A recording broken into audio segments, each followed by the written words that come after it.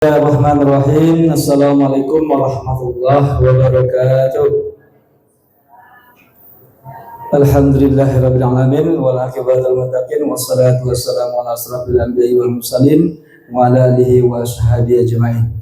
Asyhadu an la ilaha illallah wa sallallahu Muhammadar rasulullah. Allahumma shalli ala Muhammad wa ala ali Muhammad.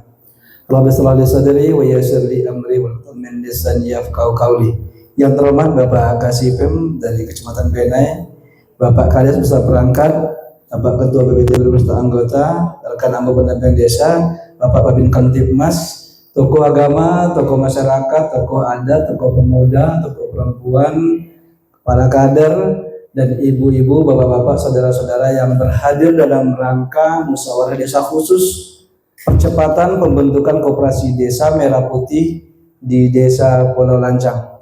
Baik Bapak Ibu, saudara-saudara sekalian, mungkin tadi sudah mendengar beberapa menit itu pidato dari Bapak Presiden kita tentang pembentukan koperasi Desa Merah Putih, yang mana dasarnya adalah Inpres tadi nomor 9 tahun 2025, gimana ini untuk mempercepat terbentuknya koperasi Desa Merah Putih yang disampaikan Pak Kasih.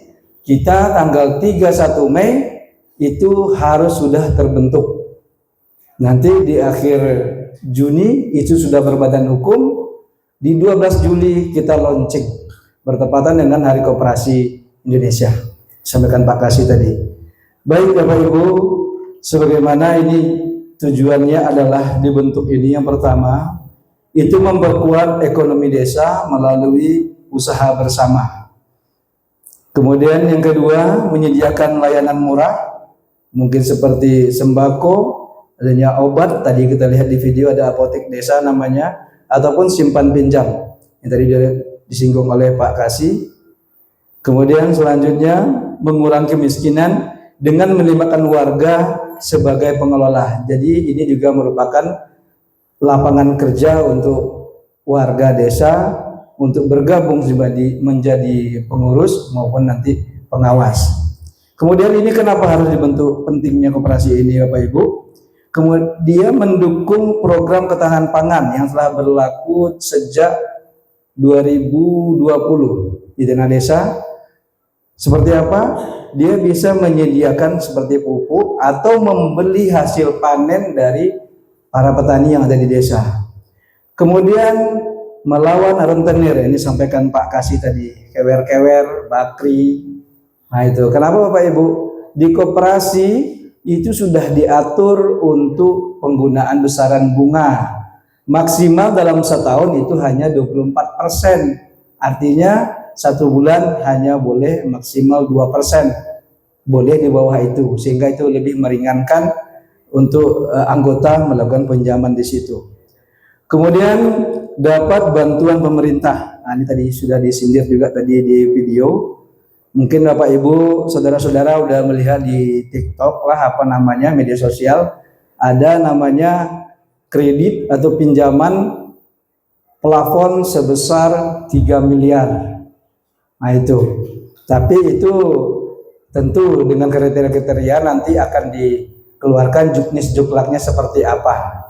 Artinya setelah terbentuk nanti, maka secepatnya kita akan diajukan ke notaris sehingga kita berbadan hukum, dan untuk itu sudah ditanggung nanti biayanya oleh pemerintah desa. Jadi jangan khawatir masalah akte, itu ditanggung oleh pemerintah desa. Kemudian Bapak Ibu, karena intinya pada hari ini adalah kita memilih pengurus dan pengawas, maka apa sih syarat-syarat menjadi pengurus? Yang pertama, mempunyai pengetahuan tentang perkoperasian, jujur, loyal, dan berdedikasi terhadap koperasi. Kita ambil garis bawahi, yaitu jujur dan loyal. Jujur, seperti yang sampaikan Pak Kasih tadi, putih katanya kan, suci, artinya orang yang bisa kita percaya. Yang tak kalah pentingnya adalah loyal. Loyalnya apa Bapak Ibu, saudara-saudara sekalian? Dia punya waktu untuk mengelola dan mengembangkan koperasi. Jadi jangan dipilih oleh orang pagi balik sonjo gitu. Bilo lah kan yang ngurus koperasi kok gitu. Adonyo loyal, inyo mau di situ. Inyo mau berkorban waktu, tenaga, bahkan mungkin materi karena masih baru kan.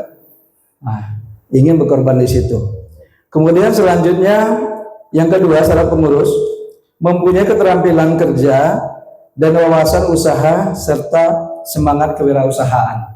Artinya apa Bapak Ibu?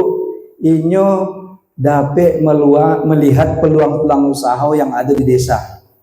Nah, jadi aku nampak aku duit mah Jawi lope duit mah gitu. Tidak tuh. Itu contoh. Yang ketiga, ini penting Bapak Ibu, penting ini karena awak di kampungku saling mengkait, tidak mempunyai hubungan keluarga, saudara dan hubungan keluarga semenda. Semondo sawah. Ternyata bahasa Indonesia dulu semenda namanya. Ambo berbeda tuh. Antara sesama pengurus maupun pengawas. Jadi tidak ada hubungan saudara, keluarga dan hubungan semendo. Semendo oke.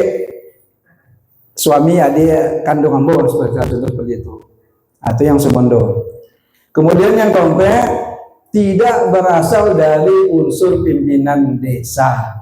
Aku diharapkan untuk perangkat dan BPD dan lain, karena awak ingin membuka lapangan kerja di situ. Kemudian yang sampaikan nanti Pak Kasih itu berjumlah 5 orang, 1 ketua, 1 wakil ketua bidang usaha, 1 wakil ketua bidang keanggotaan, sekretaris dan bendahara. Kalau kita ambil 5, ya minimal 5 dan kelipatan ganjil. 5, 7, 9 dan seterusnya. Tentu sesuai dengan kebutuhan awak di awal-awal ini, ya nanti musyawarah akan memutuskan. Tapi ingat, di antara 5 yang awak pilih harus ada keterwakilan perempuan. Nah itu Pak Ibu, jangan sampai lupa. Lupa jantan kalau tidak sah dong. Kalau batino kalaunya bisa lo, tidak salah dong gitu. Ada keterwakilan perempuan. Kemudian selanjutnya Bapak Ibu, pengawas. Pengawas secara ex officio, artinya secara jabatan, siapapun jabatannya kades, siapapun orangnya, itu otomatis dia menjabat sebagai ketua pengawas koperasi. Otomatis. Jadi sebagai jabatannya, bukan orangnya tapi jabatannya gitu. Jadi siapapun nanti yang misalnya dari kepala desa di Siko, dia otomatis menjadi ketua pengawas. Dipilih tadi minimal 3. Kelipatan ganjil 3, 5 dan seterusnya. Satu lagi, sama dengan pengurus, minimal ada keterwakilan perempuan. Kalau ambil 1 perempuan di pengawas, berarti awak mencari 1 laki-laki. Harapannya pengawas tentu yang bisa membina, membimbing, mengarahkan para pengurus. Dan para pengurus tadi juga bisa membentuk yang namanya pengelola. Kalau dalam Bumdes namanya kepala unit untuk bidang-bidang usaha yang ingin kita laksanakan di koperasi, maka dibentuklah namanya pengelola. Kemudian Bapak Ibu, saudara-saudara sekalian, permodalan dari mana gitu? Permodalan bisa dari anggota, dari pinjaman dan hibah. Anggota dahulu lah. Anggota nantinya yang menjadi anggota koperasi itu wajib kita sepakati jumlahnya yang namanya simpanan pokok dan simpanan wajib. Simpanan pokok sekalinya gitu. Simpanan wajib rutin. Seminggu sekali kah, 2 minggu sekali kah, sebulan sekali kah, itu diatur nanti di rapat-rapat anggota. Itulah sebagai modal awal pembentukan koperasi Desa Merah Putih. Kemudian bidang usaha. Bidang usaha itu nanti setelah pengurus terbentuk, mohon dipikirkan apa potensi-potensi yang ada di desa awak. Nah, jadi kita masukkanlah bidang itu, walaupun belum terlaksana, awak masukkan aja tujuannya apa. Ketika berjalan, awak terpikir ingin melaksanakan satu kegiatan dan itu belum termasuk dalam anggaran dasar maupun anggaran rumah tangga awak harus merubah itu kembali. Jadi ini biar tidak berulang-ulang, masukkanlah nanti bidang-bidang usaha sebanyak mungkin sesuai dengan potensi yang ada di awak. Nah itu. Kemudian untuk namo setelah dikunci Bapak Ibu, saudara-saudara sekalian, Namanya adalah Koperasi Desa Merah Putih Pulau Lancang. Jadi tidak diulang desa itu. Koperasi Desa Merah Putih Pulau Lancang. Jadi lah 2 kali desa itu. Nah, itu udah di ketetapan, lah ketentuan. Ya, Koperasi Desa Merah Putih Pulau Lancang. Juga termasuk itu kelurahan, karena kelurahan juga diwajibkan. Makanya tadi jumlahnya sampai 80.000 desa dan kelurahan. Kalau kelurahan, Koperasi Kelurahan Merah Putih Benai, nama yang di Benai, seperti itu. Untuk kedudukan ya kita ambil aja si Pulau Lancang. Nah, jadi nanti Bapak Ibu ada sesi nanti mungkin setelah pemilihan, barulah kita ingin ada masukan lah, saran atau tanya jawab. Nah, nanti di sesi berikutnya.